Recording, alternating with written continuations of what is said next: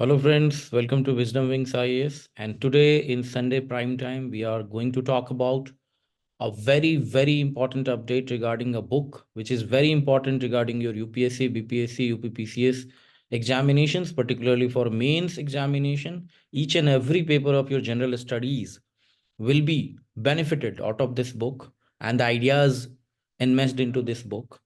And other than that, in prelims also you can have some kind of outlook that what is going in the international scenario, in the economics, and in the growth patterns of India. And for particularly for interview process also, for UPPCS interview is going to happen. UPSC also interview will be in the new year. So you can chase these ideas and you can actually go through these videos multiple times and get enriched into your concepts regarding the essays, regarding your ethics, regarding your economics paper, regarding your GS paper 2, 3, GS paper 1, and many more things in your studies. Okay. So we are going to talk about one very important book, and that book's name is um Breaking the Mold, Reimagining India's Economic Future. So it is by Raghuram G. Rajan and Rohit Lamba, who both are very eminent professional economists. And as you know, that Raghuram Rajan was one of the uh, ex-governor of RBI, Reserve Bank of India, and his image in on your front. And he is one of the best thinkers regarding the economic future and growth patterns of all over the world. Okay. So we are going to discuss about this in detail. Please be very patient. And I'm Subhash Mishra. I'm a public administration gold medalist from Banaras Hindu University, MPA, a NET JRF. I have qualified several examinations. I train people for UPSC, BPSC, UPPCS, and more. So let's start the economic future and growth strategy. What this book, Breaking the Mold by Raghuram Rajan and Rohit Lamba, is talking about. So he's talking about that as India grows richer, we have to think about the best way to grow rich. Okay, ideas, creativity, and human capital should be at the center of India's vision for growth and development. So you must know these things that he's emphasizing these words like ideas, creativity, human capital, all these things. Three important things he is considering. First thing is binding constant. Second thing is resource prioritization. Third thing is implementation of ideas. So binding constant in the economic path of the future, our binding constant is not going to be infrastructure. Okay, infrastructure is not the binding constant. Why? Because government is focusing more and more on infrastructure like hospital, roads, schools, and many more. Okay, it's going to be our human capital. Rohit Namba is talking about the human capital. See, the humans are not that much skilled, and artificial intelligence and many more things which are very much robotic things are taking over the humans in the fourth industrial revolution as we are enmeshing into. So binding constant, we have to talk about the human capital. So human development indices, human development patterns are very much important. As we talk about the demographic dividend also, we have to talk about this constant of binding constant regarding the human capital, not the physical infrastructure, but the human infrastructure of skilling, imparting training to them, and imparting the financial training and all those things which will actually make them the future labor ready. Okay. Second thing, resource prioritization.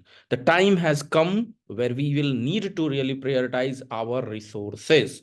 What are those resources? So economics, as we talk about, there are several resources, and particularly in primary sector, secondary sector, and tertiary sector, and quaternary, quinary sector, resources are different. But most of the resources are same, like land, labor, you can say about the laws, and all those things are the resources, including the financial capacity and the skilling. Okay. Implementation of ideas. We need not just have big ideas, we need to implement them.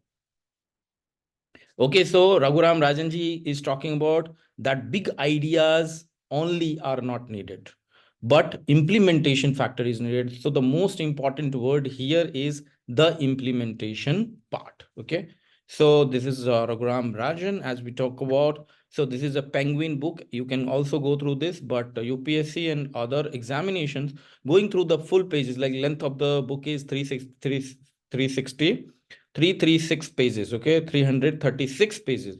So this much of long book is not needed to be go through. Rather, you go through these, the brief are what I am actually giving the lecture on. Okay. So governance and democracy, he's talking about what we are proposing is a change in number of dimensions. It's not just here is a set of policies that you should follow. Okay. So he's talking about, Rajan is talking about that policies, n number of policies, n number of dimensions are not needed, but we need to change the number of dimensions we are working upon. Okay. The patterns we are working upon. Okay. We need more democratic governance bottom up. So see, the Mahatma Gandhi ji or Sardar Patel or Jawaharlal Nehru, Ambedkar, all those people actually talk about that how we will enhance the democratic governance bottom up processes. As we know that Niti Aayog, after the dismantling of planning commission, we are talking about the bottom up approach,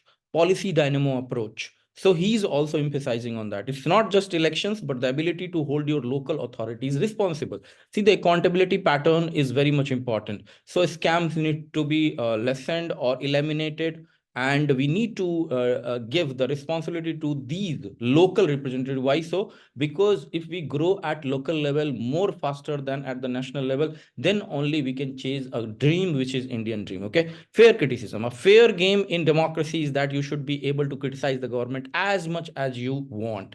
Raghuram Rajanji is talking about one of the most important patterns of democracy, that opposition has the power to change the patterns of growth, okay, and the economy in India, okay, and anywhere in the world. So we should be having a kind of democracy where each and every person can criticize the parts of governance, part of government, and the patterns of governance. Okay.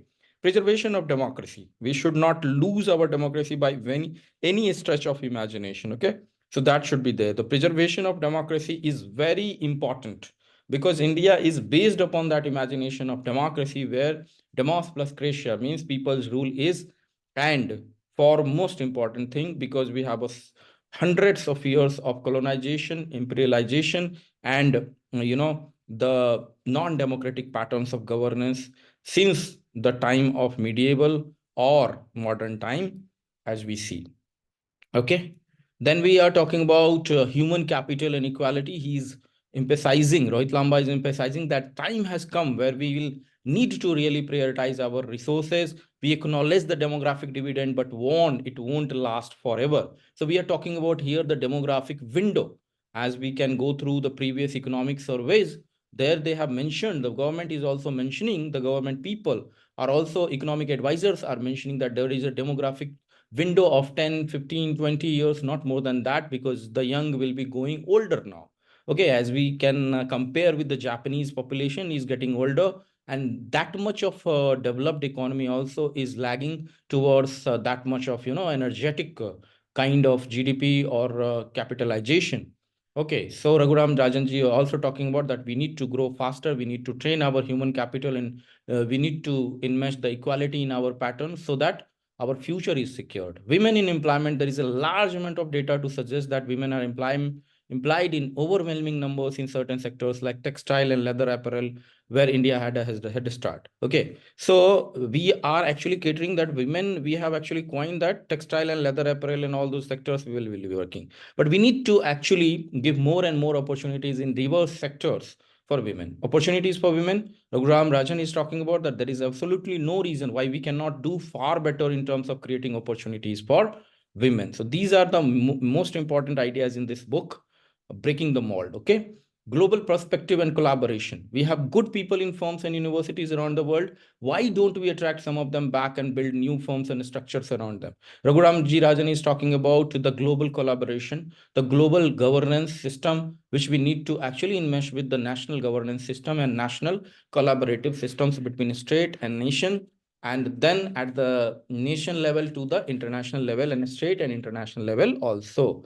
India was considered a part of many international organizations despite being poor and despite having a lot of constraints, because we were a beacon of hope for the developing world. Rohit Lamba is talking about the international organizations where India actually gone and created a hope for the developing world. Okay, as we are aware that NAM, non-aligned movement, and many more Organization, United Nations Security Council, United Nations Peacekeeping Force. India has immensely contributed to all these international organizations. Indian diaspora is very brilliant in America, Europe, and many more places. Okay. International talent attraction is very important. We have good people in firms and universities around the world. Why don't we attract some of them back and build new firms and structures around them? So Raghuram Rajan is talking about creating the resources from brain gain, not only brain drain that India is actually facing. Okay. India's global role. India was considered part of many international organizations despite being poor and despite having a lot of constraint, because we are a beacon of hope for the developing world. So India is a leader in that. India wants to be a leader. India is promoting, as we have seen that G20 recently also, India is promoting that one world approach, okay, where everyone is equalized, okay, and everyone is growing, okay. Particularly the developing countries have their own voice, and global south is strengthened, okay. Innovation and imagination. We are only limited by our imagination. Rohit Lamba is talking about that imagination is important, as APJ Abdul Kalam was also talking about in India 2020 vision. If we can put our imagination and public policy to work, there is absolutely no reason why we cannot do far better. Okay, imagination and public policy, both, if you conserve, if you collaborate both of them, then there will be unleashing of great chemistry. Okay, imagination and list. We are only limited to by our imagination, and if we put our imagination public policy to, there is no absolutely no reason why we cannot do better. So same thing has been written over here. Social inclusion and small enterprises. If we say we need to kill them, small enterprises, because they are small and informal, we are going about it in a wrong way. So Raghuram Rajan is talking about that there needs to be flourishing of a small organization, medium organization, informal organizations also, because there only we can give them the flexibility to innovate, flexibility to grow up at their own pace. Okay. So India needs not to economies of scale only as the China did, but India needs its own kind of production patterns also, not only one kind of conglomerates or big organization, formal organization only, of only one kind. Okay, we need to remedy this inequality, allow for opportunities to flourish, but ensure that everybody has the right starting point. Okay, so starting point is very important. There the flexibility needs to be there. Tax related difficulties, startup related difficulties needs to be removed. Okay, so these things they are emphasizing.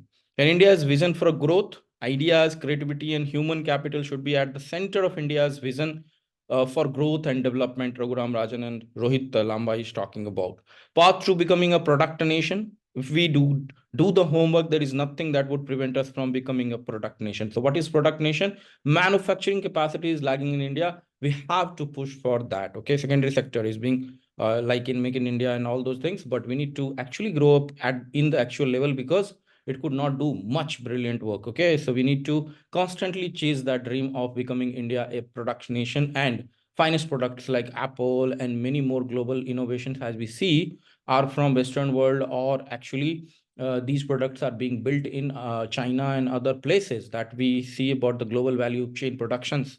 Well, global value chain of productions we talking about, India is lagging behind in there. Okay, empowering human capital. So as we see, we need to make much better use of money we have already spent on health and education. Okay, so health and education, important thing is we must invest also. We must also see that how the money is being actually utilized, and what are the actual output and outcome in there, not only the input, or at the budget level only we are talking and catering here and there. Okay, so investing in human capital in the economic path for future is important. Our binding constraint is not going to be infrastructure, as earlier also we are talking about. Okay, so these things he is emphasizing. Effective governance also he is emphasizing, like democratic governance transformation. We need more democratic governance bottom up. It's not just elections, but the ability to hold your local authorities responsible. Policy change and accountability also, as we earlier talked about. And equality and inclusion, equal starting point we need.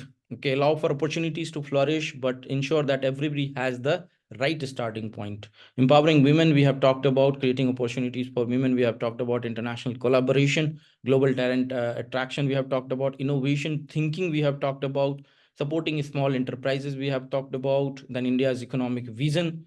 We have talked about the core of growth is ideas, creativity, and human capital.